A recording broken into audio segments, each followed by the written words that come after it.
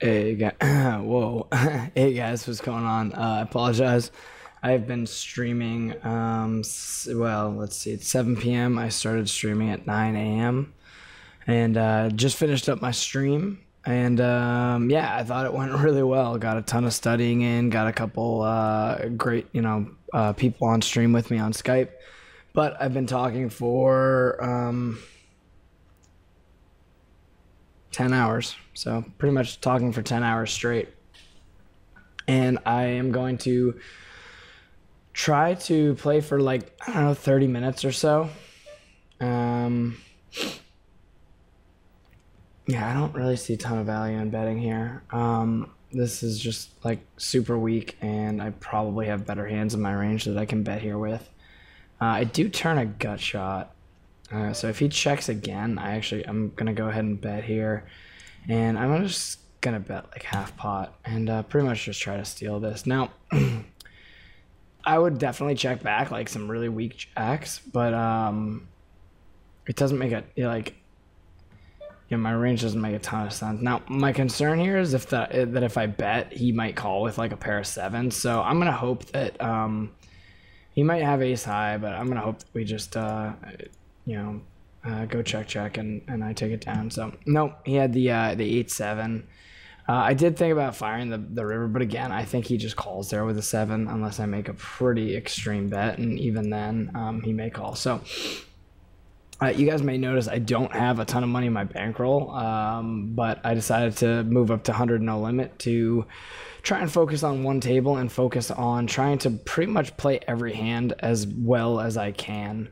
So I really want to focus on not only like the other players that I play against, but thinking about my ranges, thinking about my hands, and staying absolutely focused. And by playing one table, that will allow me to do that. It was actually a suggestion a buddy of mine made, who's another poker player, and that was his recommendation. So I decided to go ahead and try that.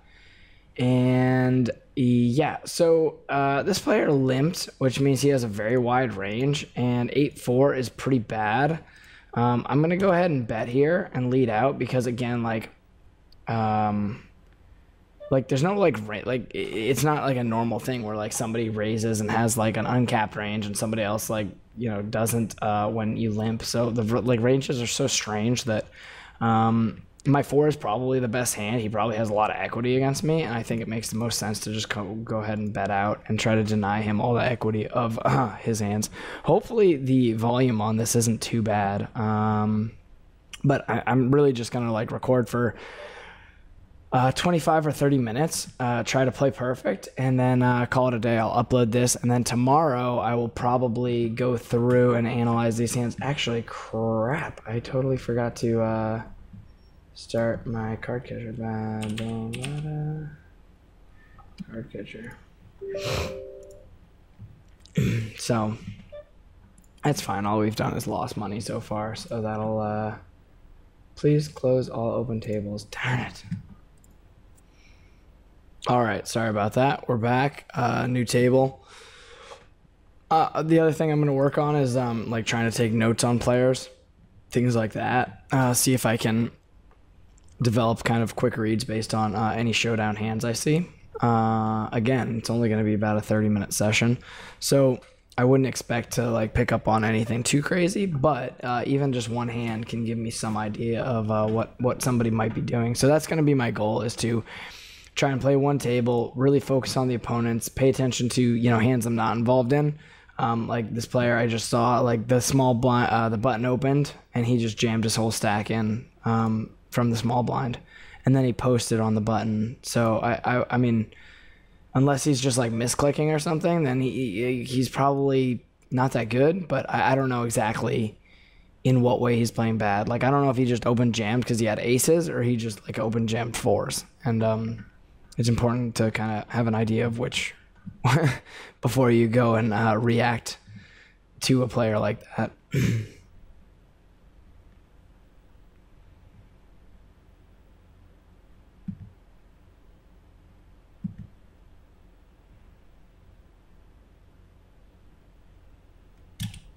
So playing one table is kind of slow, but that's okay. All right, so we get a call. So this is a hand we've kind of worked through, right? Like, again, we don't know if he's got a standard calling range, but like we can kind of put him on something like a big blind calling range. And in general, that's going to look like a lot of medium strength hands. Jack high is actually pretty good for this calling range. And we do have a 3-card straight plus a couple overcards. So I also think it's a pretty good spot for us to c-bet. So I'm going to try to bet like, a reasonable amount. Let me try like 5 and see how that works. So like 5 into almost 7 is, a pretty reasonable size. This is a pretty dry board. But I think King Queen is a pretty standard c-bet. And he goes ahead and jams again. So I don't think that this player is very good. But again, like until I see a showdown, it's obviously very hard to know what types of hands he's doing that with. Like it'd be nice if he like went ahead and showed. Obviously that would have been a good turn. Probably would have spiked the river. $100. But that's okay. So now we've also seen him. Blah, blah, blah, blah. So call out of position. Check. Jam all in on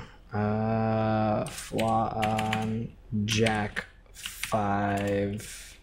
What was it, like Jack 5-2 or something? Jack 5-2 rainbow. Close enough. So yeah, he does this like weird thing where he just check jams all. And so like what type of hand? I mean, obviously probably any jack I would go ahead and call with, like jack, even like queen jack or something. I would probably just look him up with, because for all I know he's doing that with like 6s or 7s. It's kind of painful to find out the hard way if that's not the case, but once you've seen somebody do that like 2 or 3 times, either they're running like godly or they're doing just something really like weird, but it's usually like very, very plus EV to look them up pretty light. Once in a while, like you might be wrong, but it just in general, like it has to be kind of plus EV. And it's not a like a slight edge either. It's like a pretty big edge. So here we've got a 3-handed pot. There's a flush on the flop. Man, this is what's brutal is I'm playing like 1 table and I still didn't catch the pre-flop action. All right, so we've got 3s in the big blind. This is a hand that I'll usually call. I'm not 3-betting or anything, but I'll usually call a single raise from any position here with pretty much any pocket pair.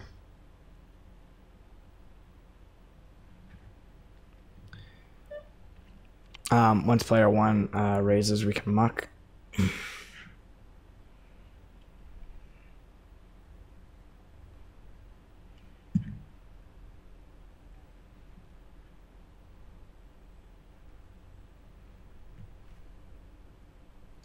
So what I may do is, I don't know. I'm recording this in Camtasia. I'm not sure what Camtasia's capabilities are for like speeding up video and things like that. If I was gonna do that, I would narrate over the session after the fact, but I think I'm just gonna let it play.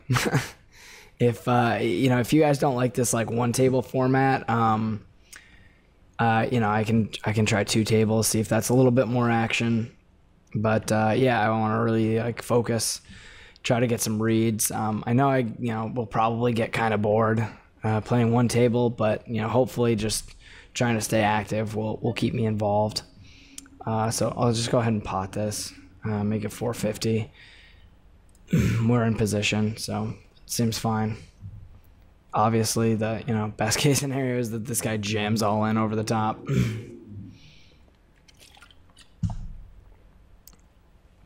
So here's a spot where we can easily lose a stack when he has like 6-7, but we're still gonna go ahead and this is like a raise 3-way pot. We'll still go ahead and bet like $9 into 13 and just call any jam.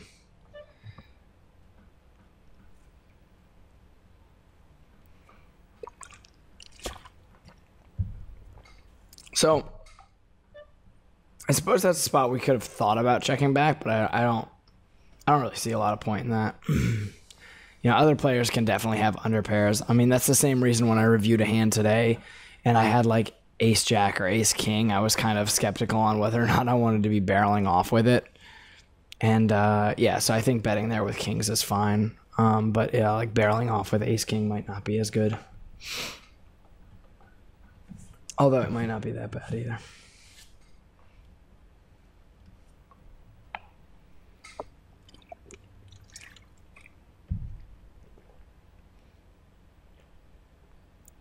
Man, I wonder what my voice is gonna sound like tomorrow if I try to stream all day. Apparently, I built up some tolerance for that at one point. I was, streaming pretty much most of the day, all day, every day for a month or so, and I don't recall my voice having issues like this. So clearly, getting back into it is taking a little bit of practice. But yeah, I've been pumping out YouTube videos like kind of like crazy lately and doing the streaming. So I'm actually starting to feel pretty good, pretty motivated. Looking forward to getting back into things.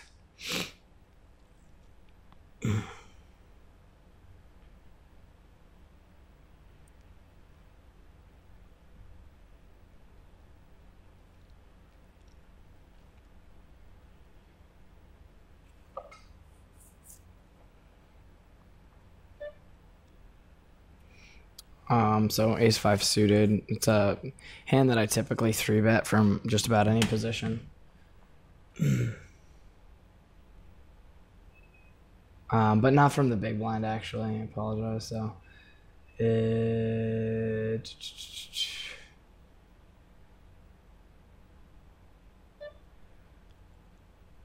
so this guy limps, and then we do get a raise, isolation from player one. Pretty tempted to 3-bet here, but I don't know if this guy's gonna freak out and go back over the top or something crazy. So I'm just gonna muck it. Again, I don't know that this is a correct fold. Like maybe calling is correct, maybe 3-betting is still correct, but I'm gonna try to pass up again a few possibly marginal or thin spots, especially if there's like a fish at the table that I think I can get into like a really good spot against. And if this guy's gonna like randomly jam sometimes, then it's like pretty profitable to like wait for a reasonable hand and just call that off.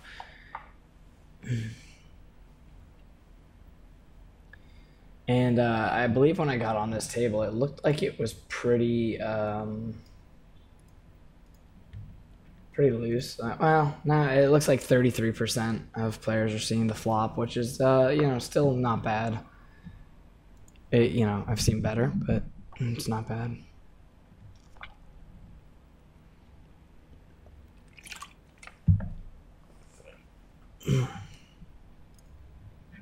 All right, so I decided to just pause the pause in between hands with the one table setup. So this hand just happened with this player at seat 4. So we'll look at this real quick. So he raised, and the flop 1 check, turn 1 check, and then this player, okay, I guess they just checked down. And player 4 had jack 8, so not a big deal. We're just gonna call here. I don't think 3-betting is necessary. And then it's kind of an annoying spot. We're gonna check. I don't think folding is correct yet.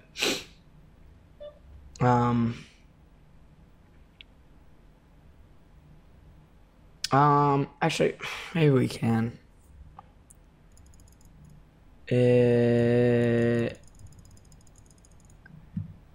Yeah, we're out of position. I almost like raising better than calling, but that just crushes his range. He can probably c-bet like any 2 cards in that spot and be ahead. And I don't have like ace king, king queen suited is probably not in my range, although maybe it is. But yeah, aces, kings, ace, king. Like, none of those are in my range. They're queens. And so I think it's just a bad spot to call down with a weak range.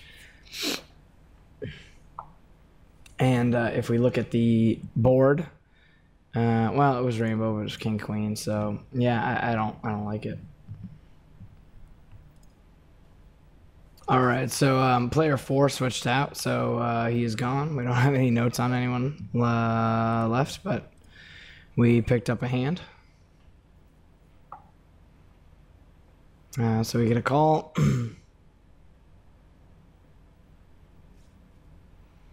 And, we've got a short stacker here, so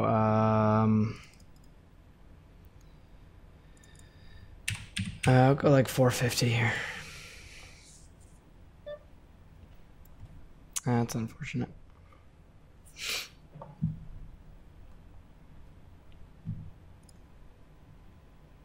All right, so we got a king 9 small blind, made it 3x, and I called with king 9 offsuit. We do have second pair. I don't like raising this, which I guess should be obvious, but I also have a king I can turn, and so if he has a king, obviously that's not a terrible situation when I turn a king. So again, it's less. Sorry, I'm so quiet. It's less overcards to worry about. He checks. I kind of want to bet here. I mean, this isn't like the most dry board in the world, so I'm gonna go ahead and fire the turn. Yeah, he gives up, which is fine. All right, pocket queens. Let's get right into it. So we've got a couple of short stacks at the table that makes things kind of annoying. I had no idea Bovada let you buy in for 30 big blinds. That's ridiculous. Like, that's gonna create a short stacker problem. And so we're gonna pot it plus add a big blind. So we're gonna make it 4x times this open. So we'll go ahead and raise that.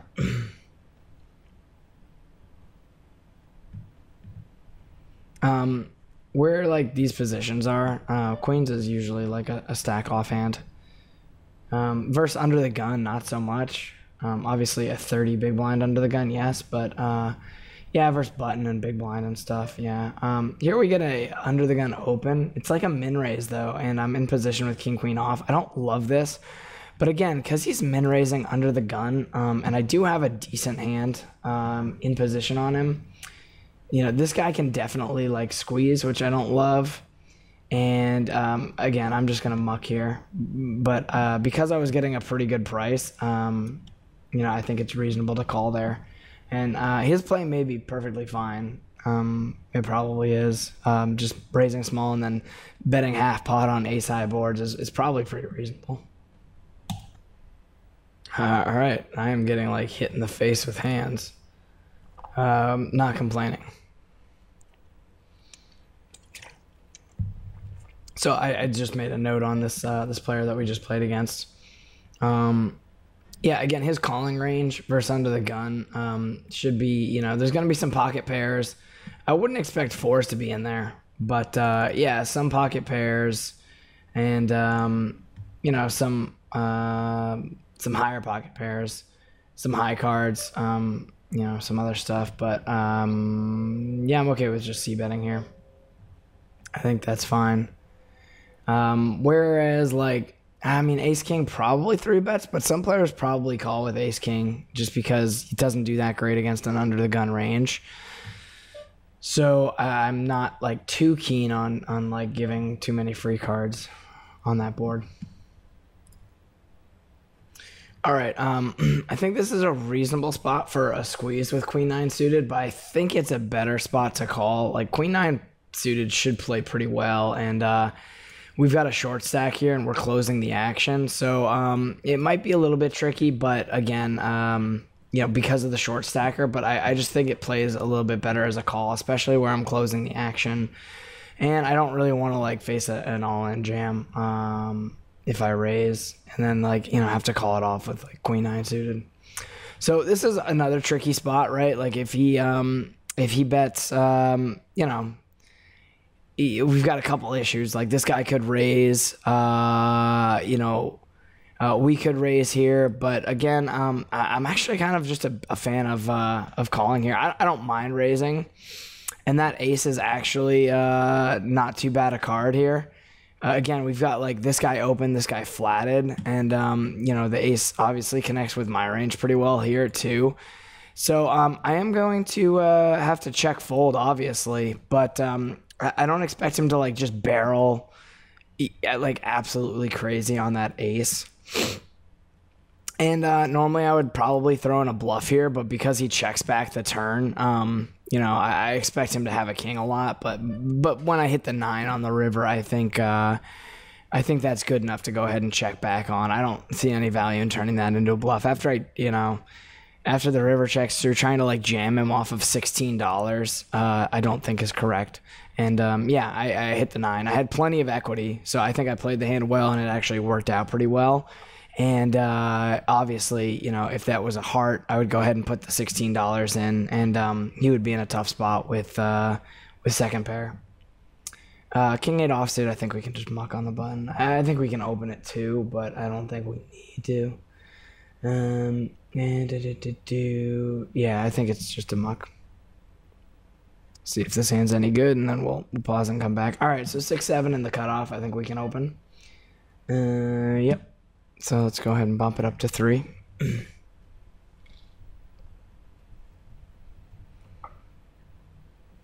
This is a newish player. I haven't really seen him at the table before. Here, like, I don't like checking back. I would expect these both players here to check to me. So again, because it's like 3-handed, I think that players fold a bit more. I'm gonna make it like 525, just slightly over half pot. But again, I've got a pair. I likely have the best hand at this point, and risking overcards. You know, pretty much the entire deck is full of overcards that they have that gives them a lot of equity. But I also expect like players to play pretty straightforward in this spot. So we do get a call, and you know, we're gonna keep this pot small. Like you know, a lot of his calling range is obviously gonna be like, you know, queens that he's not raising. I don't think I would raise a queen here on the flop. And yeah, we can definitely just check back here. Okay, so that makes perfect sense. Like, that's perfectly reasonable. I think we played that fine. I think he played that fine. Like, no problem. Okay, 9-10 suited under the gun.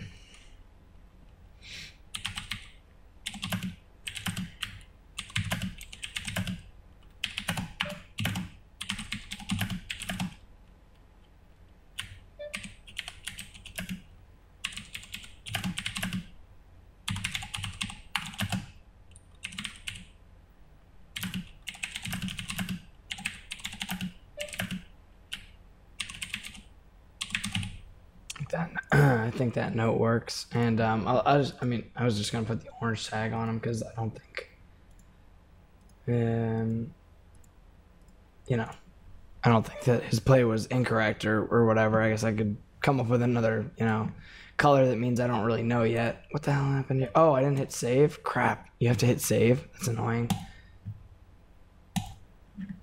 All right, got that note fixed. Got ace-4 on the button. Raised it up to 3. And just taking it down.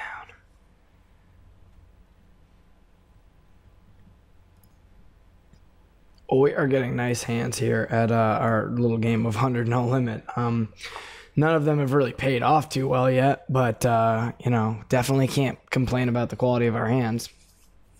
And we take down another big pot. I doubt we're gonna play this, but I suppose it's possible.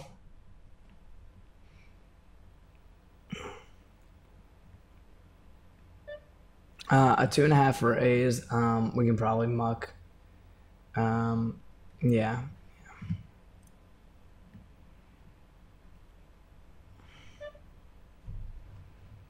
And yeah, 4s in the small blind, like it become pretty tricky to play. If we were gonna play him, we would 3-bet, but because this guy is short, it's pretty awkward. So I'm just gonna muck the 4s.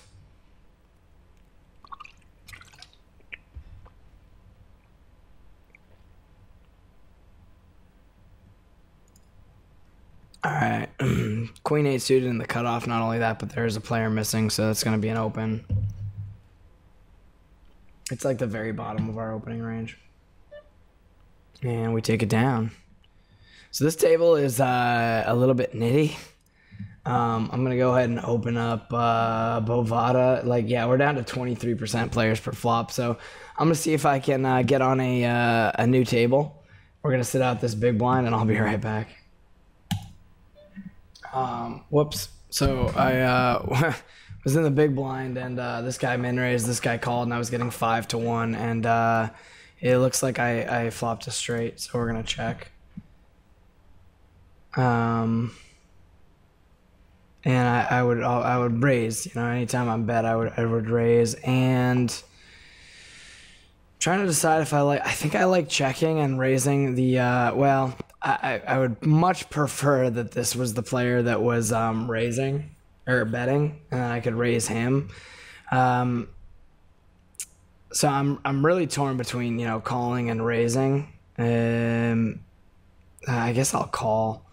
And I'm again, this is like, you don't see a ton of spots like this. So I block the 9 jack, right? That's the only other straight is 9 jack. And so do I call here and then check raise the turn, or do I just go ahead and raise here? I think I'm going to go ahead and raise half pot here. He min raised, so I'm not sure. Yeah, that's not a great river.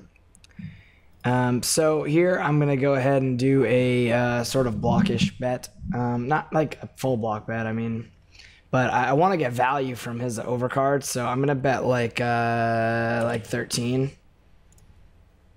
And I raised the turn, so I mean, if he raises again, like, you know, he's got a strong hand, and I can probably, like, muck. I don't think he's going to raise anything that's not a straight. So that worked out okay. Let me pull up the replay so we can see what actually happened.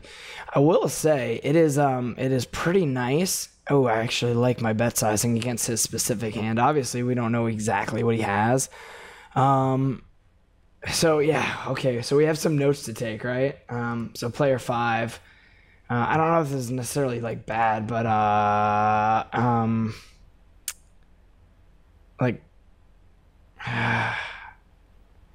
So raised, top pair, good kicker on turn, multi-way, called.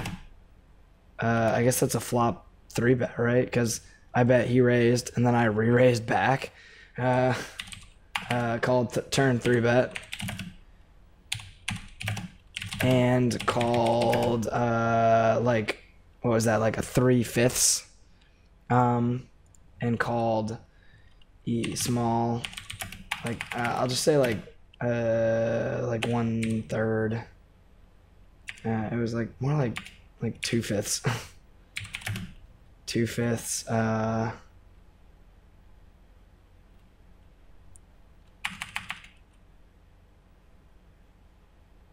Say like 40%. River bet from out of position player. Me out of position. Save. So that's a good note to take, right? That yeah, he raised the flop and then, you know, called. He was in a weird spot and then called another bet on the river. I mean, I'm not saying he like necessarily played it like wrong, but I mean, it worked out okay here. And now I got to replay that hand and watch how that went down. Again, I wasn't in that hand, so it's not quite as important, but it's good to see. So 5 queen. I guess I don't need to replay that. We're gonna pot this up. King queen suited, and we are coming up on 30 minutes of the video, so I may wrap it up shortly, but maybe we'll do another 15 minutes. So I just wanted to make a note. Some people may have seen that I had a note on player 4 and wondered what it was because I don't think it was up. But he lost a hand against player 5 and didn't rebuy to full. So that's the first thing that makes me think he might not be like a solid regular. And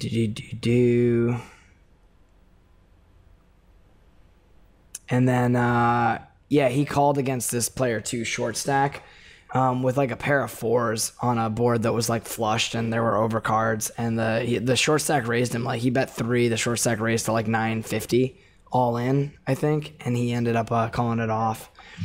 So here's a hand, right? So let's go ahead and just pot this. I think that's fine. Pretty big raise. And we'll see what we get. So obviously this is fine. So we're a little bit ahead here. Now we're about even. Now we're about even. Now we're behind. So that didn't work out.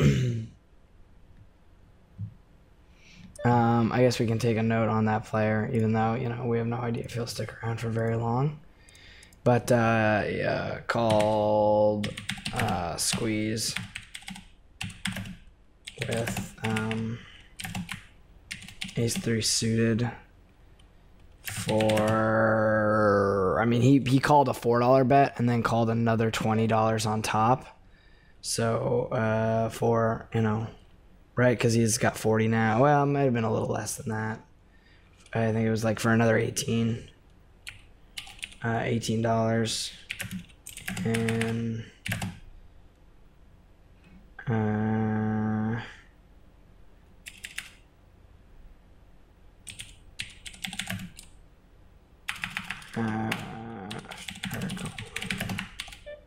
I don't know, that might not be that bad. You know, when I look at the math, it's like, ace 3 suited, like, can't be that bad.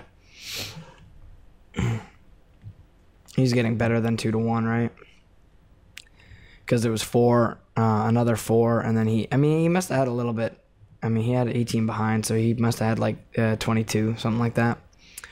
And then I raised it to 17, and he made it 18. So, I mean, he should probably fold there, but whatever. All right, Queen Jack offsuit in the cutoff is going to be an open if it folds to us. We do get this guy limping. I am going to pot it up and isolate him. Again, I mean, he at least seems somewhat weak. The other somewhat weak player flat calls us on the button. And, yeah, I'm a little worried about a squeeze from this guy. So I'm not going to call this squeeze, even though it's, man, getting a really good price. I'm a little worried about what this guy might do.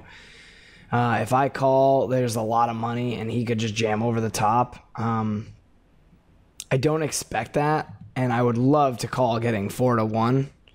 Like, that's great. That's a great price, even with an offsuit, you know, connector. But I'm just gonna play a little bit of what I think is. I mean, that's fine, right? Like, it's fine. We get squeezed. We've got a weak hand. It's the bottom of our range. Like, honestly, Queen Jack offsuit is the bottom of our cutoff range, and you know, we don't know what this player is going to do. There's still somebody like to act. If we were closing the action, I would definitely call. This obviously appears to be like what would have been a relatively good flop, but it's still going to be tough. And now I'd be like puking if this action had gone down the same way. Right, because like I can't really fold. I've got an open-ended straight draw, but I'm probably way behind. And I could be drawing dead. Especially since the queen came on the like river, it, you know, makes it more likely that he has like a ace jack suited or something like that. Wow. All right, so we're gonna review a hand real quick. Let me let it tick over to the next hand, and we'll look at a hand our opponents just played. So we've got player 1, which is this guy right here, and player 5. So player 1 has King Jack of Hearts. I guess let's just watch the action, but this is definitely, you know, a noteworthy hand. So the min raise on the button, so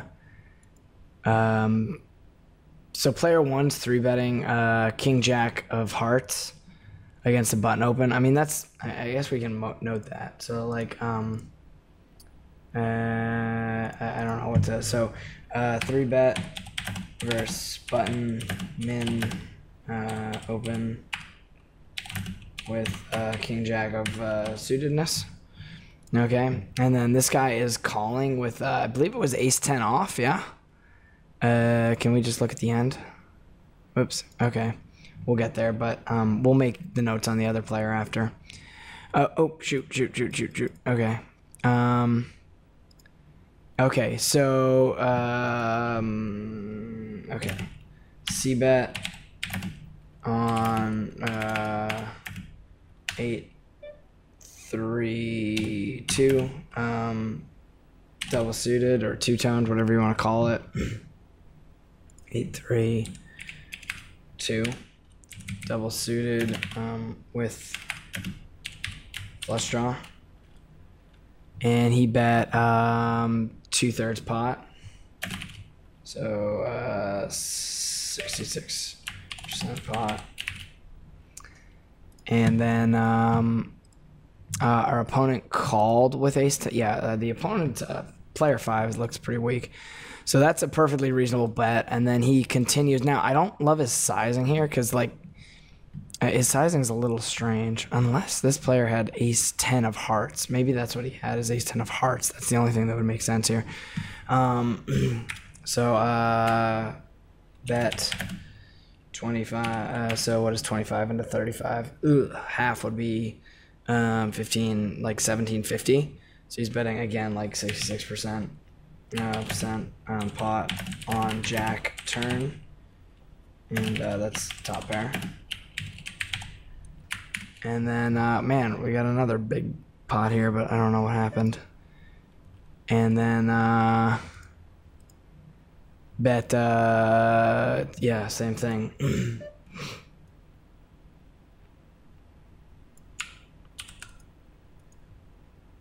I kind of like just limping here and seeing a flop. It can't be that bad.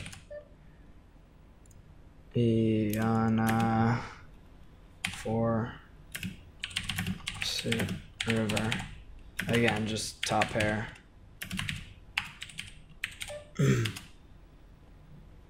Okay, so his play looks pretty solid actually. I think his play is perfectly fine. And then what the hell did this guy call with?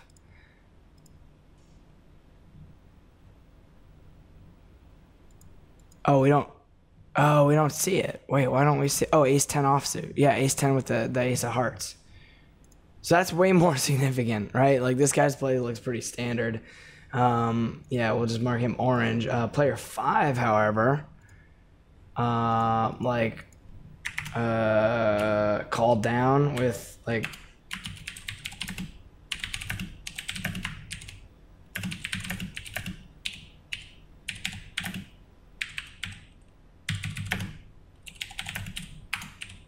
I don't know. I want to play this hand, obviously, but like I don't even know what to say. Like, that would look like a misclick almost. I mean, he flat called with ace high. It just makes no sense.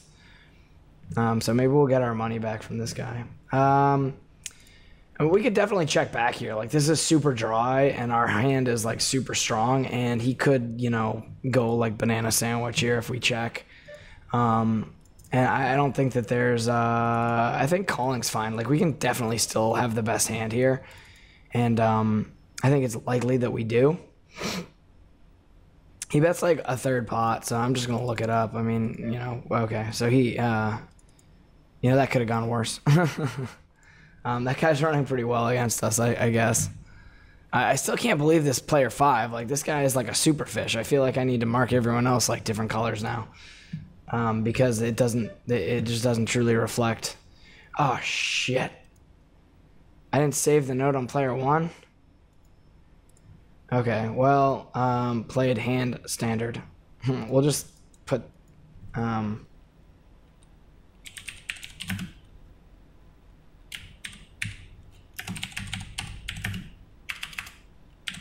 mean, it's not going to be that long, so as long as I remember that's the guy that played the king jack, and that's the guy that played the ace 10 offsuit, that might be enough, right? Like, this is the ace 10 offsuit guy.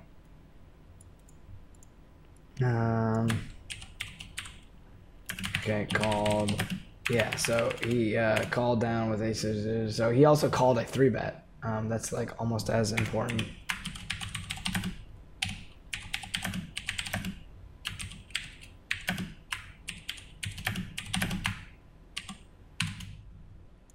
No, it had to be big blind. And these guys are getting into it again.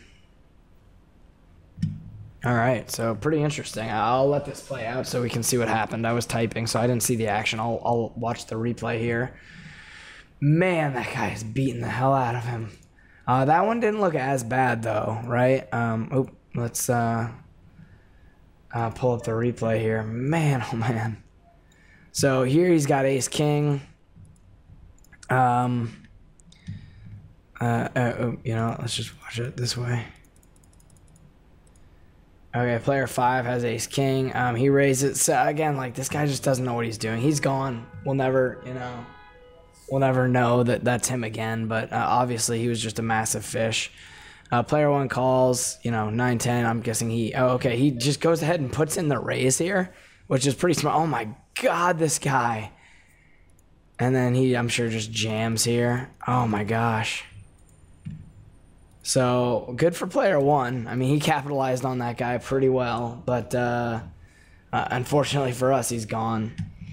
Jack 7 suited. Small blind versus big blind. I mean, we could go either way here. Like, we can call here. This is fine. All right, and this is a pretty good flop. We could actually raise. We could call. We can pretty much do anything we want here.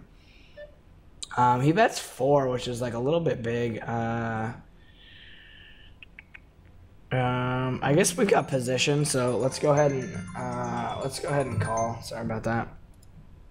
And if we get a decent, you know, card that improves our range, we can continue. He now only bets like less than half pot. So I mean, all we really have here is what are we, double gutted? Queen, 9-10 jack, queen, king, or 7-8. 9-10 jack. So we're double gutted here. So I'm actually gonna call again, and we do bink the 8. So 7, 8, 9, 10 jack. We have a straight, and this guy just sat down. There are definitely better straights out there. He's only betting half pot, and I can't imagine too many hands that he calls with if we raise. And, like, getting jammed on here would be just, like, so sick. So I think we're just going to call. Yeah, so it's not great, but, like, reopening the betting there with, like, you know, not the best straight. Especially because we're, like, double gutted. So we were going for, like, the worst end of 2 straights. Yeah, so... Oh my gosh, I just had to unpause it. This guy just jammed all in, like just open shipped all in. I had auto muck posted because I didn't have a good hand, but I'm gonna look for like one more reasonable hand that we're gonna play. This video is up to 42 minutes, so longer than I was expecting. Let me know if you guys, yeah, so he's like clearly tilted. Let me know if you guys like this format where I like pause it and then just come back when I play a hand and do one table. All my focus is on whatever hand I'm playing, and if I pause it, then it like kind of just, you know, skips through to you know, you guys seeing the hands. I was gonna say, like, if he jams here, I probably have to call, right? Like with 8s. So yeah, this'll be our last hand today. Fish check, call the 4s for short stack all in, and like. Now he's like min 3-betting here. Like, this is super weird, and he only has $34 left. This obviously looks strong. I'm tempted to just jam, but I'm just gonna call here and like maybe hope to like bink a set. This is gonna be really tough for me, right? Like I get the overpair, but like I don't know. Let's see what he does. Obviously his raise just looks like aces, kings, queens, like something strong. I haven't seen him playing in a few hands. And now he like does this whole thing where he bets like pretty small.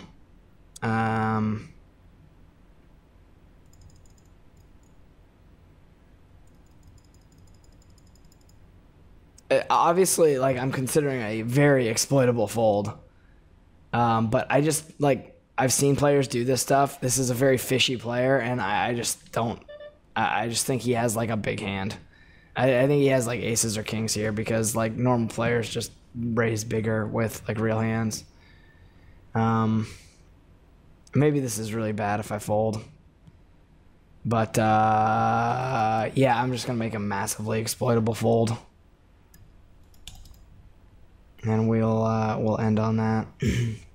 I feel like if he had a bluff, he would have showed. So we'll play till the big blind comes around, and we're gonna open ace two suited in the middle position. New player here, no notes on him. He's replacing the other fishy player. So yeah, I will say that, like, you know, playing one table, being able to like take some notes, definitely helps us out. Obviously, like I have a really good idea of like how I would have played against player 5.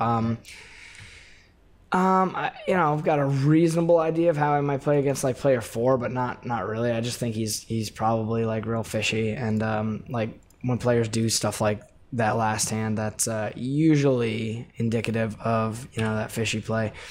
He you know, is gonna have like I have no idea. He just sat down ace 2. Like I you know, think that you know, betting here is okay. I can obviously hit an ace, and if he wants to like peel with like ace jack or ace 10, I'm gonna, you know, hit the 2 pair when he hits his top pair. The jack's not great, because if he, you know, did peel with some of those overcards, obviously they're good now, and I'm gonna go into sort of check fold mode with my ace like that. You know, I'm looking for a fold on the flop. If I'm not looking for a fold, the next thing I'm looking for is an ace on the turn. Maybe another 2, or maybe a blank, like another 4. I probably still wouldn't bet a 4, but yeah, I'm just gonna check fold at this point. You know, if he floats me, and you know, this works out for him, then that's fine. But you know, we're not gonna go overboard with ace 2 with no backdoor flush.